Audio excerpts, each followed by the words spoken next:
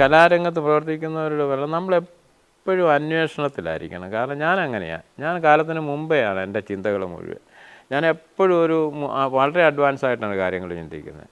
അതുകൊണ്ട് തന്നെ ഈ രംഗപട മേഖലയിൽ ഞാൻ വരുത്തി വെച്ച കുറേ ടെക്നോളജിയുണ്ട്. ഈ എൻജിനീയറിങ്, ശരിക്കും എൻജിനീയറിങ്ങാണ് അതൊക്കെ എന്ന് പറയുന്നത്. നിരന്തരം ഞാൻ ഓരോ സെറ്റിനെ കുറിച്ച് ഇവർ എന്നോട് പറഞ്ഞു വെച്ച സംവിധായകനോ അല്ല നാടകൃത്തോ പറഞ്ഞിട്ട് പോകുമ്പം ആ രാത്രി പിന്നെ കുറേ രാത്രികൾ ഞാൻ ഉറങ്ങുകയില്ല. കാരണം വെച്ചാൽ അന്നേരം തന്നെ അതിന് എങ്ങനെ ഇതിനകത്ത് ചെയ്യാൻ പറ്റും. ഇപ്പം അടിസ്ഥാനപരമായിട്ട് നമ്മൾ വരയ്ക്കപ്പെടുന്നതിനോ ഒന്നും ഒരു മാറ്റവും ഈ പറഞ്ഞ കാതലായ മാറ്റങ്ങളൊന്നുമില്ല. ഉപയോഗിക്കുന്ന കളറുകൾക്ക് അതിൻ്റെ ഘടനയ്ക്ക് ഒന്നും മാറ്റം വരികയില്ല. പക്ഷേ ഈ പ്രൊഫഷണൽ നാടകവേദിയിൽ കുറേ ടെക്നോളജി നമ്മൾ അപ്ലൈ ചെയ്തിട്ടുണ്ട്. കുറേ സാധനങ്ങൾ കൊണ്ടുപോകാനുള്ള സൗകര്യങ്ങൾ ഇപ്പോൾ കാരണം വെച്ചാൽ ഒത്തിരി ലെവൽസ് ഒക്കെ ഉള്ള ഒരു വേദിയായത്. ആ ഒരു 5, 8, 10 ഒക്കെ ലെവൽസൊക്കെ ചില നാടകത്തിന് ഇവർക്ക് ഉപയോഗിക്കേണ്ടി വരും.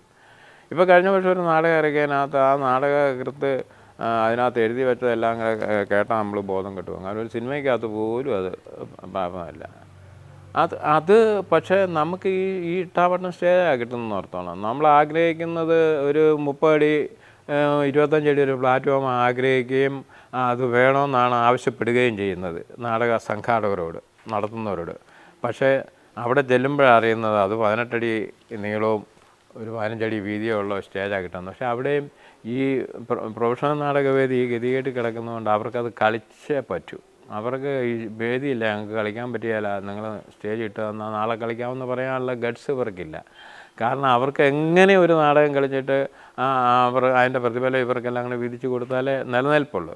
അപ്പോൾ ഈ സാഹചര്യത്തിലാണ് നമ്മൾ ഈ ഭയങ്കര ലാർജ് സ്കെയിലുള്ള ഈ കാര്യങ്ങളെല്ലാം പറയുന്നത്, ഇവർ ആവശ്യപ്പെടുന്നത് സ്റ്റേജിൽ വേണമെന്ന്. അങ്ങനെ വരുന്നിടത്താണ് നമ്മളിരുന്ന് ആലോചിച്ചിട്ട് അതിന് ചില ടെക്നിക്കുകൾ കണ്ടുപിടിക്കുന്നത്. അത് ഈ അടുത്ത കാലത്തുള്ള മിക്ക നാടകങ്ങളിലും കഴിഞ്ഞ വർഷം എനിക്ക് അവാർഡ് കിട്ടിയ നാടകം പോലും, നത്തുമാത്തം എന്ന് പറയുന്ന നാടകം പോലും, ആ നാടകത്തിൻ്റെ സെറ്റിൻ്റെ ഡീറ്റെയിൽസ് സംവിധായകൻ തന്നു കഴിഞ്ഞപ്പോൾ ഒരിക്കലും സ്റ്റേജിൽ നമുക്ക് പ്രവർത്തിച്ച് കാണിക്കാൻ പറ്റുന്ന സാധനമല്ല. പക്ഷേ അതിനൊരു പുതിയൊരു ഡിവൈസ് ഉണ്ടാക്കി, ഒരു പുതിയ ഡയമെൻഷനൊക്കെ സെറ്റിൻ്റെ ഡിസൈനിങ്ങിലുണ്ടാക്കി അത് ചെയ്തപ്പോൾ അത് വളരെ കൗതുകകരമായിട്ട് തോന്നി. ആൾക്കാരത് എടുത്ത് അതിന് അവാർഡും കിട്ടി. അപ്പോൾ ഇത്തരം ചിന്തകൾ നമ്മൾ ഈ രംഗത്ത് നിൽക്കുന്ന ഏത് രംഗത്തായി നിൽക്കുമ്പം നമ്മൾ ചിന്തിച്ചില്ലെങ്കിൽ നമുക്ക് നിലനിൽപ്പില്ലാതെ വരും. ഞാൻ എപ്പോഴും അഡ്വാൻസായിട്ട് എൻ്റെ ഈ പരിമിതമായ വിദ്യാഭ്യാസ യോഗ്യത വെച്ച് ഞാൻ ഒത്തിരി അതിനെക്കുറിച്ച് എൻ്റെ ഗവേഷണം മുഴുവൻ എൻ്റെ മനസ്സിലാണ്.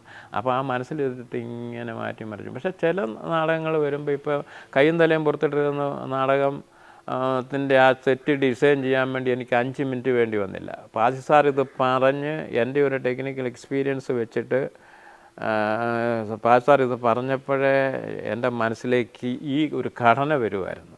ഈ ബസ്സിൻ്റെ ഒരു ഘടന കയറി വരിക, അതാണ് എനിക്ക് അന്നേരം. അങ്ങനെ ചില നാടകങ്ങൾക്ക് അങ്ങനെ സംഭവിക്കും. ചില നാടകങ്ങൾക്ക് നമ്മൾ ദിവസങ്ങൾ ആലോചിക്കേണ്ടി വരും. അതൊക്കെ ചില നമ്മളെ മാനസികാവസ്ഥ പോലെയാണ്. നാടകം എന്ന് പറയുന്നത് തന്നെ നടൻ്റെ കലയാണ്. ആ നടൻ്റെ കലയെന്ന് പറയുന്നത് തന്നെ ഇപ്പം 100 നാടകം കളിച്ചു എന്ന് ഒരാൾ ഒരു സമിതി അവകാശപ്പെടുന്നെങ്കിൽ അത് 100 നാടകമായിരിക്കും. കാരണം വെച്ചാൽ അന്ന് പെർഫോം ചെയ്യുന്ന നടൻ്റെ അന്നത്തെ മാനസികാവസ്ഥ അനുസരിച്ചായിരിക്കും ആ നാടകത്തിൻ്റെ അന്നത്തെ പ്രകടനം. അവിടുത്തെ ഭൗതിക സാഹചര്യങ്ങളുടെ ബുദ്ധിമുട്ടുകളൊക്കെ നാടകത്തെ ബാധിക്കും. അപ്പോൾ പ്രൊഫഷണൽ നാടകത്തിൻ്റെ എന്ന് പറയുന്നത് ശരിക്കും പറഞ്ഞാൽ അല്ലാതെ 100 നാടകം കളിച്ചപ്പോൾ 100ാമത്തെ നാടകം അതിമഹത്തായ നാടകമായിരിക്കും നമുക്ക് ഒരിക്കലും പറയാൻ പറ്റുകയില്ല.